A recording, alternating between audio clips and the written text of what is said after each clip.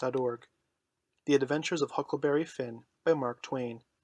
Chapter 19. Tying Up Daytimes. An Astronomical Theory. Running a Temperance Revival. The Duke of Bridgewater. The Troubles of Royalty. 2 or 3 days and nights went by. I reckoned I might say they swum by. They slid along so quiet and smooth and lovely. Here is the way we put in the time. It was a monstrous big river down there, sometimes 1.5 miles wide. We run nights, and laid up and hid daytimes. Soon as night was most gone, we stopped navigating and tied up, nearly always in the dead water under a towhead, and then cut young cottonwoods and willows, and hid the raft with them. Then we set out the lines. Next we slid into the river and had a swim, so as to freshen up and cool off. Then we sat down on the sandy bottom, where the water was about knee-deep, and watched the daylight come. Not a sound anywheres, perfectly still, just like the whole world was asleep, only sometimes the bullfrogs a-cluttering maybe. The first thing to see, looking away over the water, was a kind of dull line. That was the woods on t'other side. You couldn't make nothing else out. Then a pale place in the sky. Then more paleness spreading around. Then the river softened up a way off, and weren't black any more, but gray. You could see little dark spots drifting along ever so far away, trading scows, and such things, and long black streaks, rafts. Sometimes you could hear a sweep squeaking, or jumbled up voices, it was so still. And sounds come so far, and by, you could see a streak on the water, which you know by the look of the streak that there's a snag there in the swift current, which breaks on it and makes that streak look that way. And if you see the mist curl up off the water, and the east reddens up, and the river, and you make out a log cabin in the edge of the woods, away on the bank on t'other side of the river, being a woodyard, likely, and piled by them cheats, so you can throw a dog through it anywheres. Then the nice breeze springs up, and comes fanning you from over there, so cool and fresh and sweet to smell on account of the woods and the flowers, but sometimes not that way, because they've left dead fish lying around, gars and such, and they do get pretty rank. And next you've got this full day, and everything smiling in the sun, and the songbirds just going it. A little smoke couldn't be noticed now, so we would take some fish off of the lines and cook up a hot breakfast. And afterwards we would watch the lonesomeness of the river, and kind of lazy along, and by lazy off to sleep. Wake up by and look to see what done it, and maybe see a steamboat coughing along upstream, so far as toward the other side you couldn't tell nothing about her only whether she was a stern wheel or a side wheel. Then for about an hour there wouldn't be nothing to hear nor nothing to see, just solid lonesomeness. Next you'd see your raft sliding by, away off yonder, and maybe a galoot on it chopping, because they're most always doing it on the raft. You see the axe flash and come down. You don't hear nothing. You see that axe go up again, and by the time it's above a man's head, then you hear the clunk. It had took all that time to come over the water. So we would put in the day, lazying around, listening to the stillness. Once there was a thick fog, and the rafts and things that went by was beating tin pans, so the steamboats wouldn't run over them. A scow or a raft went by so close we could hear them talking and cussing and laughing, heard them plain, but we couldn't see no sign of them. It made you feel crawly. It was like spirits carrying on that way in the air. Jim said he believed it was spirits, but I says, no, spirits wouldn't say, durn the durn fog. Soon as it was night out we shoved. When we got her out to about the middle, we let her alone, and let her float wherever the current wanted her to. Then we lit the pipes, and dangled our legs in the water, and talked about all kinds of things. We was always naked, day and night, whenever the mosquitoes would let us. The new clothes Buck's folks made for me was too good to be comfortable, and besides, I didn't go much on clothes nohow. Sometimes we'd have that whole river all to ourselves for the longest time. Yonder was the banks and the islands across the water, and maybe a spark, which was a candle in a cabin window, and sometimes on the water you could see a spark or two on a raft or a scow, you know, and maybe you could hear a fiddle or a song coming over from one of them crafts. It's lovely to live on a raft. We had the sky up there all speckled with stars, and we used to lay on our backs and look up at them, and discuss about whether they was made or only just happened. Jim, he allowed they was made, but I allowed they happened. I judged it would have took too long to make so many. Jim said the moon could have laid them. Well, that looked kind of reasonable, so I didn't say nothing against it, because I've seen a frog lay most as many. So of course it could be done. We used to watch the stars that fell, too, and see them streak down. Jim allowed they'd got spoiled and was hove out of the nest. Once or twice of a night we would see a steamboat slipping along in the dark, and now and then she would belch a whole world of sparks up out of her chimblies, and they would rain down in the river and look awful pretty. Then she would turn a corner, and her lights would wink out, and her powwow shut off, and leave the river still again. And by, her waves would get to us a long time after she was gone, and joggle a raft a bit, and after that you wouldn't hear nothing, for you couldn't tell how long, except maybe frogs or something. After midnight the people on shore went to bed, and then for 2 or 3 hours the shores was black. No more sparks in the cabin windows. These sparks was our clock. The first one that showed again meant morning was coming. So we hunted a place to hide and tie up right away. One morning, about daybreak, I found a canoe and crossed over a chute to the main shore. It was only 200 yards, and paddled about a mile up a creek amongst the cypress woods to see if I couldn't get some berries.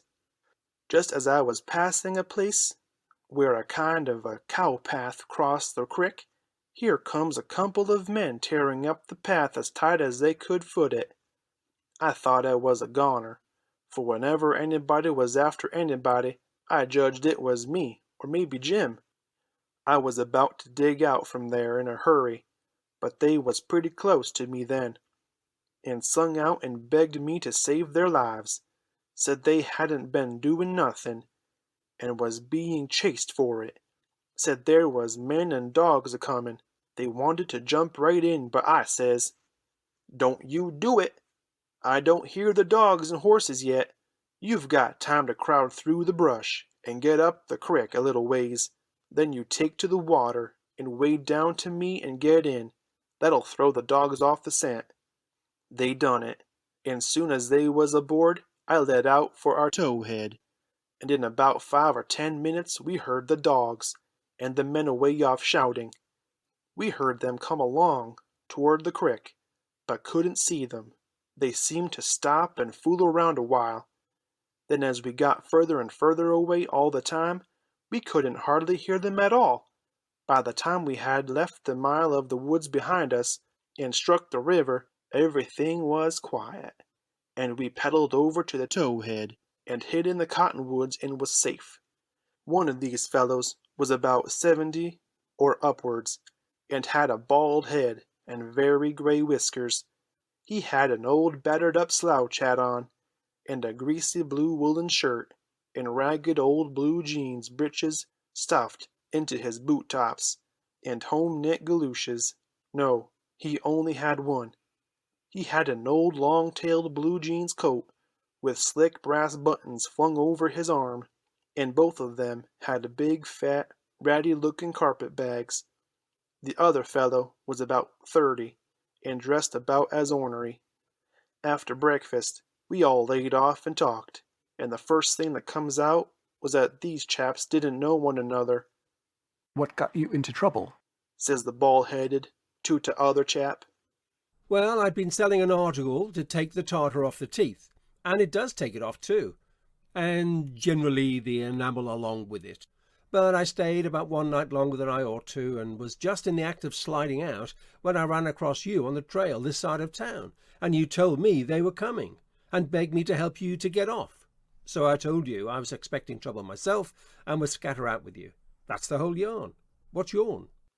Well, I'd been running a little temperance revival there about a week, and was the pet of the women folk, big and little, for I was making it mighty warm for the rummies, I tell ya, and taking as much as $5 or $6 a night, 10 cents a head, children and niggers free, and business a-growing all the time, when somehow or another a little report got around last night that I had a way of putting in my time with a private jug on the sly. A nigger rousted me out this morning, and told me the people was gathering on the quiet with their dogs and horses, and they'd be along pretty soon, and give me about half-hour's start, and then run me down if they could. And if they got me, they'd tar and feather me, and ride me out on a rail, sure. I didn't wait for no breakfast. I weren't hungry. Old man, Said the young one. I reckon we might double team it together. What do you think? I ain't undisposed. What's your line, mainly? You're a printer by trade. Do a little in patent medicines, theatre actor, tragedy. You know, take a turn to mesmerism and phrenology when there's a chance. Teach singing geography school for a change. Sling a lecture sometimes. Oh, I do lots of things. Most anything that comes handy. So it ain't work. What's your lay? I've done considerable in the doctoring way in my time.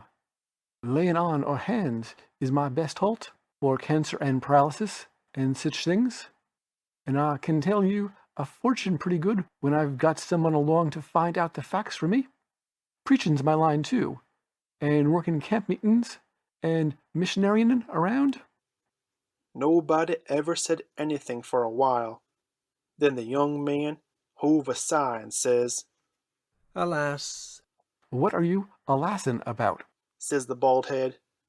to think I should have lived to be leading such a life, and be degraded down into such company. And he begun to wipe the corner of his eye with a rag. Durn your skin. Ain't the company good enough for you? Says the bald head. Pretty pert and uppish. Yes, it is good enough for me. It's as good as I deserve. For who fetched me so low when I was so high? I did myself. I don't blame you, gentlemen, far from it. I don't blame anybody. I deserve it all. Let the cold world do its worst. One thing I know, there's a grave somewhere for me. The world may go on just as it's always done, and take everything from me. Loved ones, property, everything. But it can't take that. Some day I'll lie down in it and forget it all, and my poor broken heart will be at rest. He went on a-wiping. Drop your poor broken heart. Says the bald head. What are you heaving your poor broken heart at us for? We hain't done nothin'. No, I know you haven't. I ain't blaming you, gentlemen. I brought myself down. Yes, I did it myself. It's right I should suffer. Perfectly right. I don't make any moan. Brought you down from war. Where was you brought down from? You would not believe me. The world never believes. Let it pass. 'Tis no matter. The secret of my birth. The secret of your birth? Do you mean to say? Gentlemen, Says the young man, very solemn. I will reveal it to you, for I feel I may have confidence in you. By rights, I am a duke. Jim's eyes bugged out when he heard that, and I reckon mine did too.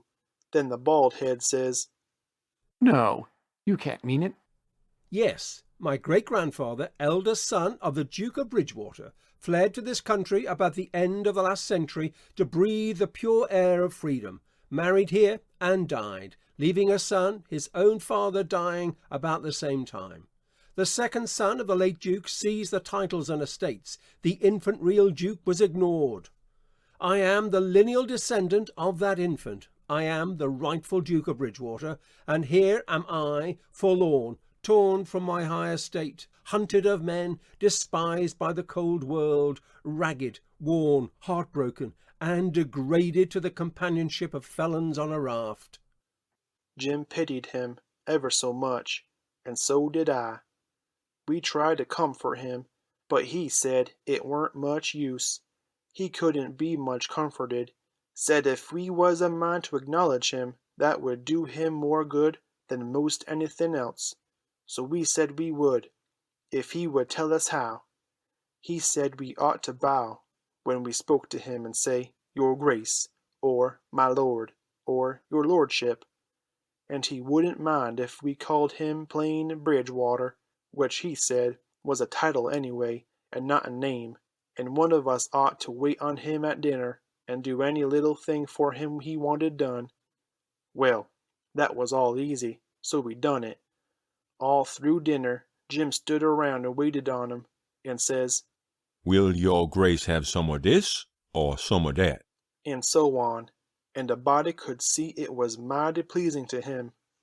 But the old man got pretty silent by and by, didn't have much to say, and didn't look pretty comfortable over all that petting that was going on around that Duke. He seemed to have something on his mind. So, along in the afternoon, he says, Looky here, Bilgewater. he says, I'm nation sorry for you, but you ain't the only person that's had troubles like that. No? No, you ain't. You ain't the only person that's been snaked down wrongfully out in a high place. Alas. No, you ain't the only person that's had a secret of his birth. and by jigs, he begins to cry. Hold! What do you mean? Bilgewater, can I trust you? Says the old man, still sort of sobbing. To the bitter death. He took the old man by the hand and squeezed it, and says, That secret of your being, speak. Bilgewater, I am the late Dauphin. I bet you Jim and me stared this time. Then the Duke says, You are what? Yes, my friends, it is true. Your eyes are looking at the very moment on the poor disappeared Dauphin. Louis XVII, son of Louis XVI, and Marie Antoinette. You? At your age? No. You mean you're the late Charlemagne. You must be 600 or 700 years old, at the very least. Trouble has done it, Bilgewater. Trouble has done it. Trouble has brung the grey hairs and this premature balditude. Yes, gentlemen, you see before you, in blue jeans and misery, the wandering, exiled, trampled upon, and suffering wrathful king of France. Well, he cried, and took on so that me and Jim didn't know hardly what to do. We was so sorry, and so glad and proud we'd got him with us too. So we set in, like we done before with the Duke, and tried to comfort him. But he said it weren't no use. Nothing but to be dead and done with it all could do him any good, though he said it often made him feel easier and better for a while if people treated him according to his rights, and got down on one knee to speak to him, and always called him Your Majesty, and waited on him first at meals, and didn't set down in his presence till he asked them. So Jim and me set to majestying him, and doing this and that and to other for him, and standing up till he told us we might sit down. This done him heaps of good, and so he got cheerful and comfortable, but the Duke kind of scoured on him, and didn't look a bit satisfied with the way things was going. Still, the king acted real friendly toward him, and said the Duke's great-grandfather and all the other Dukes of Bilgewater was a good deal thought of by his father, and was allowed to come to the palace considerable. But the Duke stayed huffy a good while, till by and by the king says, Like as not, we got to be together a blamed long time on this Raft, Bilgewater, and so what's the use o' you being so sour? It'll only make things uncomfortable. It ain't my fault I weren't born a duke. It ain't your fault you weren't born a king. So what's the use to worry? Make the best of things the way you find 'em, says I. That's my motto. This ain't no bad thing that we've struck here. Plenty grub and an easy life. Come, give us your hand, Duke, and let's all be friends. The Duke done it, and Jim and me was pretty glad to see it. It took away all the uncomfortableness, and we felt mighty good over it, because it would have been a miserable business to have any unfriendliness on the raft. For what you want, above all things, on a raft, is for everybody to be satisfied, and feel right and kind towards the others. It didn't take me long to make up my mind that these liars weren't no kings nor dukes at all, but just low-down humbugs and frauds. But I never said nothing, never let on, kept it to myself. It's the best way, then you don't have no quarrels, and don't get into no trouble. If they wanted us to call them kings and dukes, I hadn't no objections, long as it would keep peace in the family. And it weren't no use to tell Jim, so I didn't tell him.